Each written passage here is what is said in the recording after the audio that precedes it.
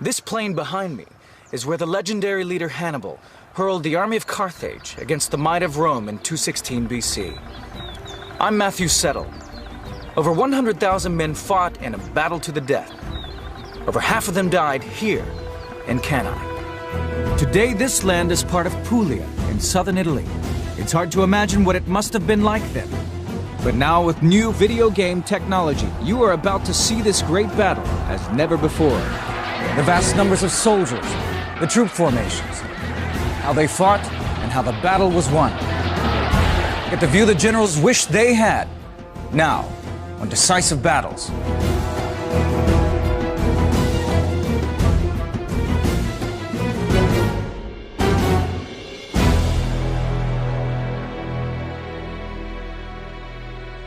This is all that remains of the Roman town of Cannae.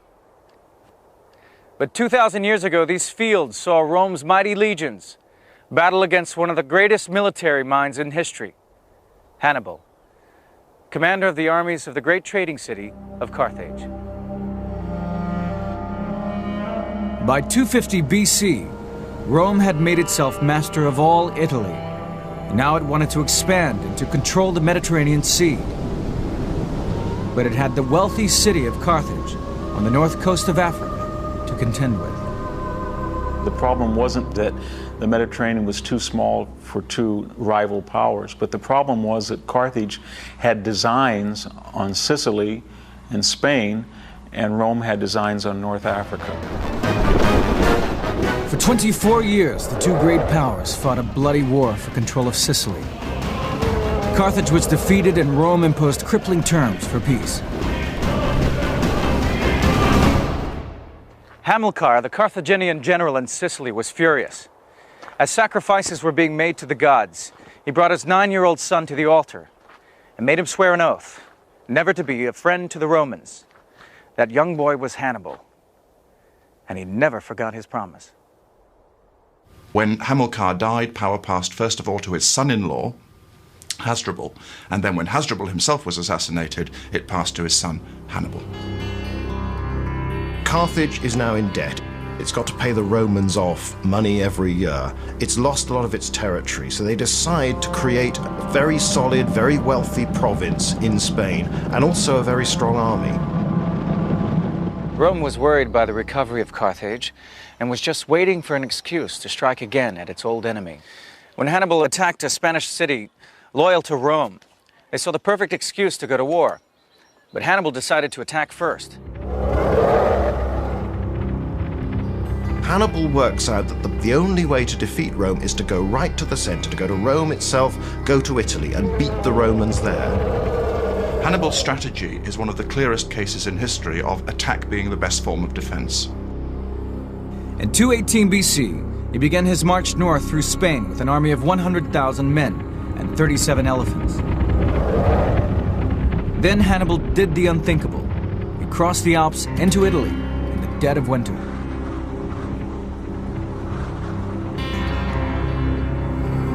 Hannibal is an immensely charismatic leader. Hannibal could get armies to do things that most men simply couldn't have dreamed of. Somehow an army with Hannibal in command could go that little bit further. He was still a young man, only in his 20s, but his hatred of Rome drove him and his army onwards. The Romans got their first taste of Hannibal at the Battle of Trebia. And now with new video game technology, we will be able to see Hannibal in action as never before. The importance of elephants shouldn't be underestimated. They were never used as pack animals, they were only used as weapons. And they were very important for his image. We know of coins that we still have, in fact, coins with the image of Hannibal on the one side and an elephant on the other. The Roman legions were crushed by Hannibal and his war elephants. The next year it was the same story. Rome sent a second army and suffered a second defeat at Lake Trasimene. Nothing, it seemed, could stop Hannibal.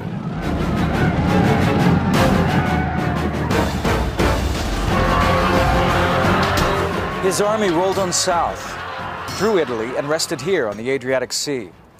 Hannibal was now less than 100 miles from Rome. He had already killed or wounded 100,000 legionaries. In desperation, the Romans decided to gamble everything on one great battle.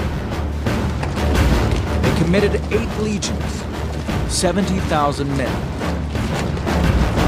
The Romans decided that they were going to go for broke. They were going to create a massive army, twice as big as anything that had faced Hannibal before, and simply smash him.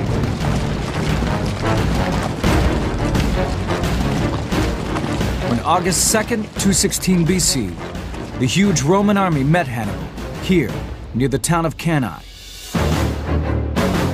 It would be Hannibal's genius against overwhelming odds. It would be the bloodiest battle the ancient world had ever seen.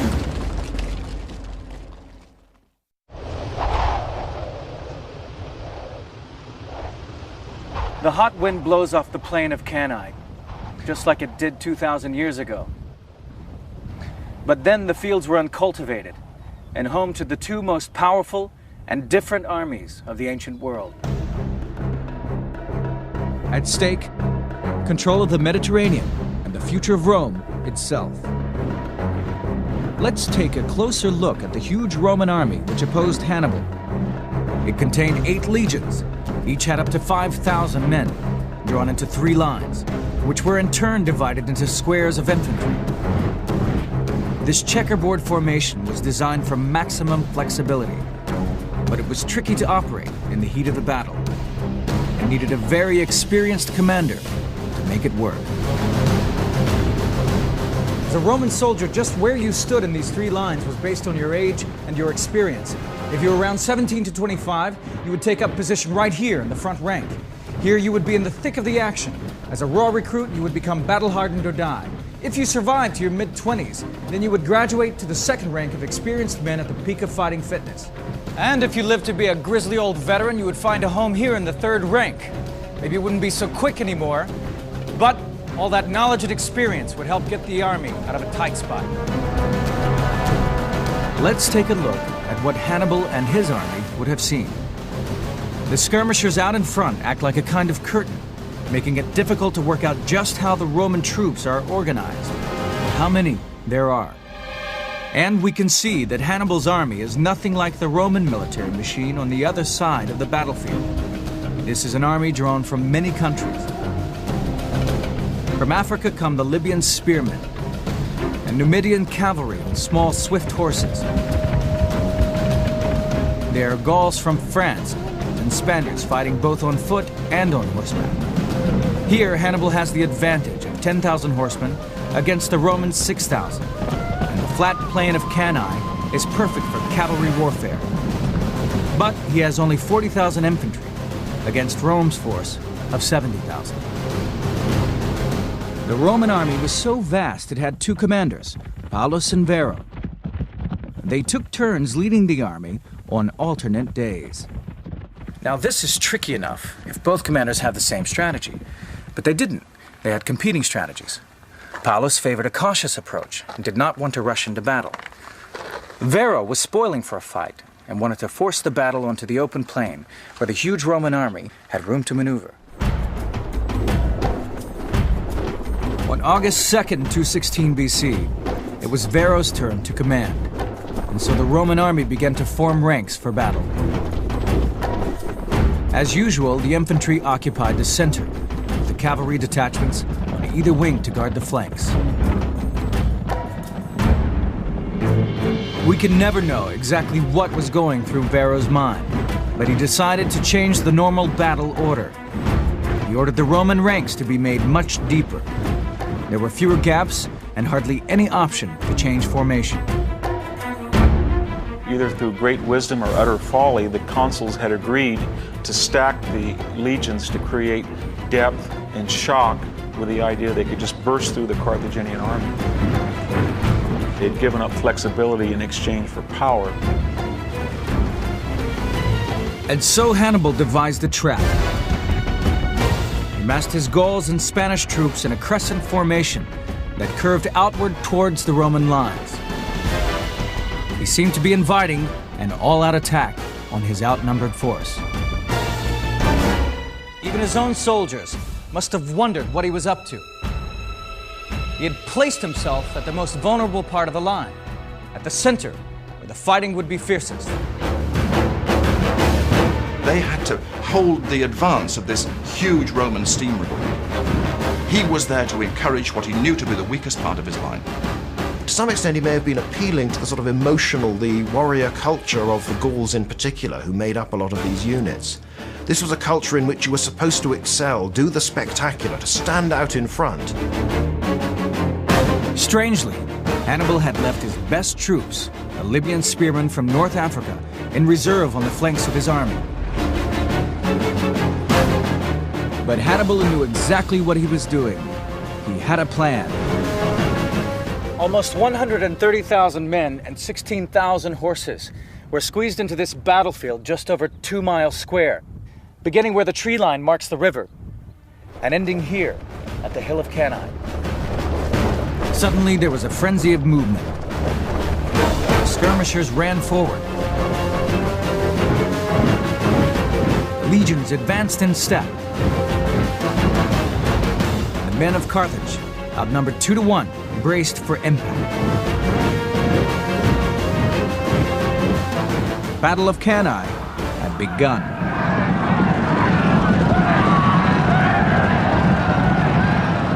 Hannibal sent his heavy cavalry straight for the Roman horsemen under Paulus.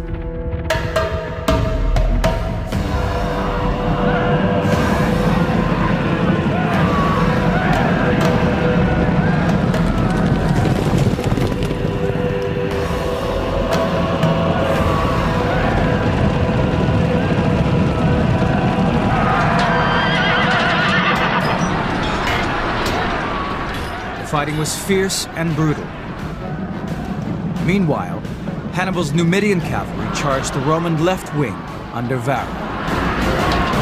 While the cavalry battled, the 8 legions of Roman infantry rolled forward towards Hannibal's position.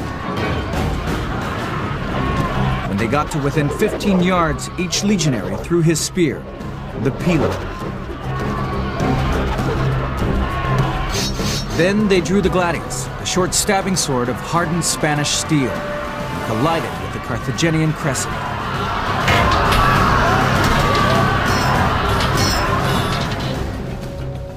This is a replica gladius and shield.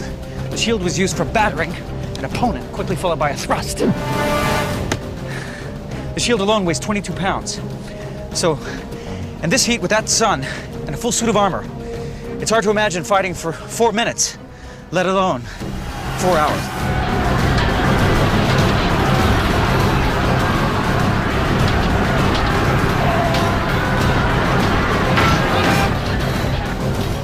Modern reconstruction of weapons efficacy tell us that a muscular man with a gladius can wield more thrusting power, more killing potential than a spear or an arrow or any other ancient handheld weapon or missile. The sheer weight of Roman numbers was irresistible. Hannibal suffered dreadful losses as the legions hacked their way deeper into the center. The Roman juggernaut seemed unstoppable. Hannibal and his men were hanging on by the skin of their teeth. Defeat seemed inevitable, but Hannibal was about to spring his trap.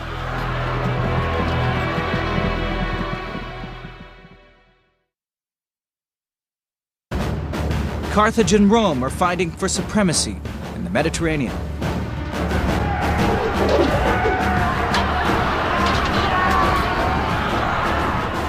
Things were looking desperate for Hannibal as his men were hacked down all around him, and the legions were pounding into his army like a battering ram.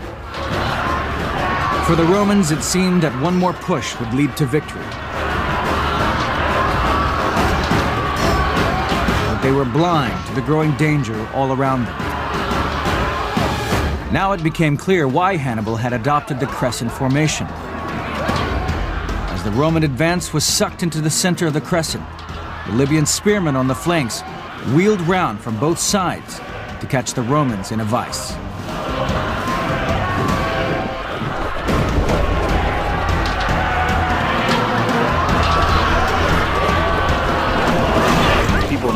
center of this mob couldn't use their weapons.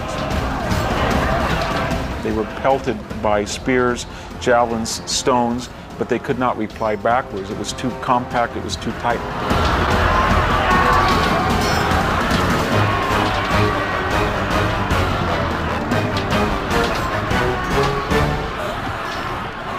The Romans are a big crowd. It's like people streaming out of a football match. They can't see what's going on. At that moment, Hannibal's cavalry smashed through the Roman horsemen on both flanks and began to move around behind the legions. At the front, the Roman attack became bogged down because of its densely packed formation. At the back, the Carthaginian cavalry closed in.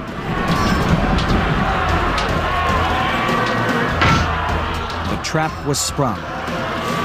The vast army of Varro and Paulus was completely encircled.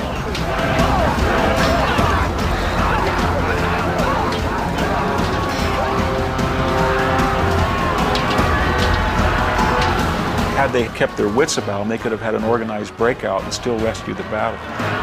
So what happened? Fear happened. Emotion happened. Panic. It was a matter of spirit and elan and fear and all of those other emotions that explain why one side wins and one side loses. Both of the Roman commanders were in the thick of the action, commanding cavalry detachments. Paulus, who had never wanted this fight, was knocked from his horse. He sat down on a rock, nursing a head wound.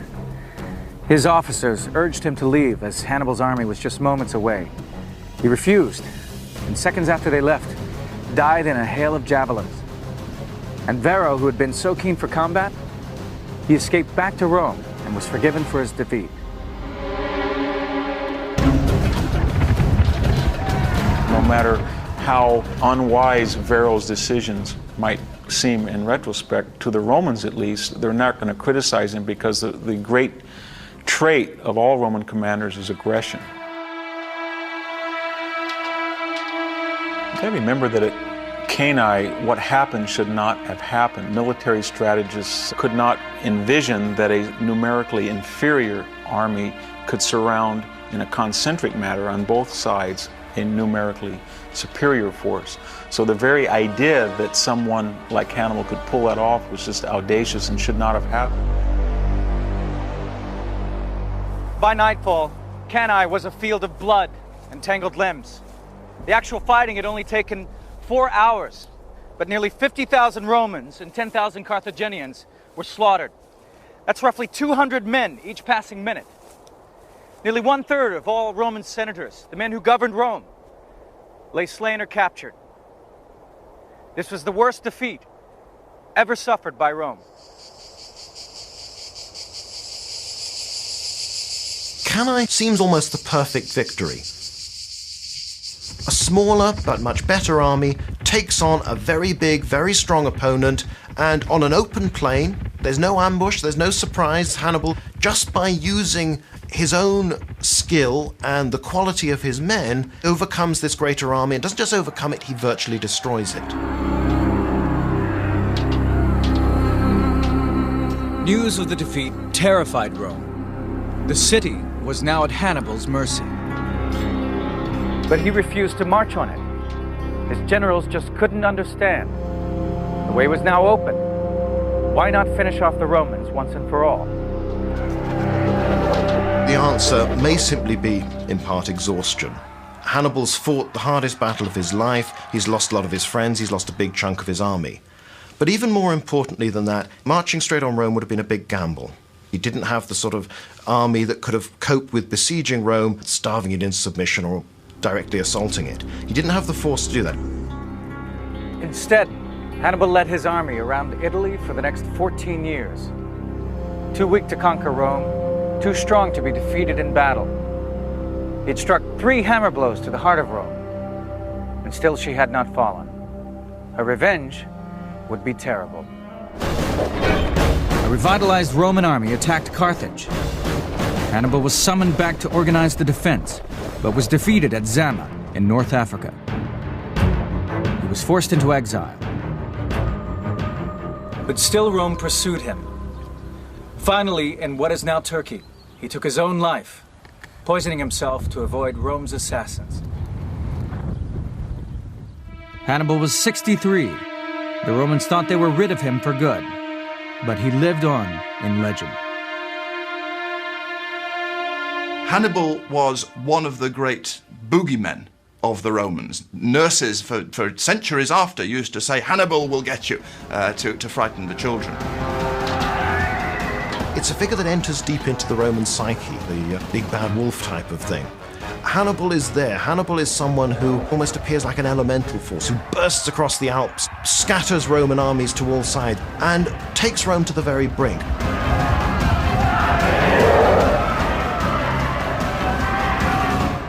Hannibal had kept his oath to his father and his gods, but in failing to destroy Rome, he succeeded in making it stronger. The Romans learned a bitter lesson and reorganized their armies. Within 50 years of Hannibal's death, they would wipe Carthage from the map, plow up the ground on which it stood, and sow the earth with salt. But they could not wipe out the memory of Cannae. Hannibal had written that in Roman blood.